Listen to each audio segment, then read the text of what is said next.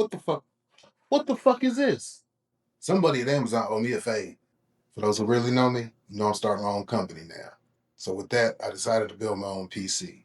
So I've been studying and researching on what makes a good PC. So I finally got everything ordered, and yesterday the last piece came in. The most important piece at that, my graphics card. I got the Asus GeForce RTX 5070 Ti. Well, at least I was supposed to. So this is what I got. Open it up. What the fuck is this? Amazon, what the fuck is this? Cardboard?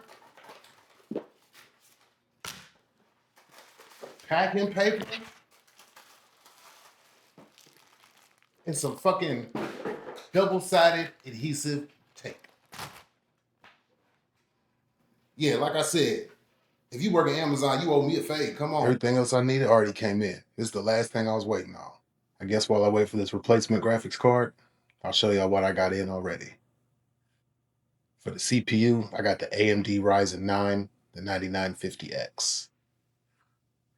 For the motherboard, I got the Asus ProArt X870E Creator Wi-Fi.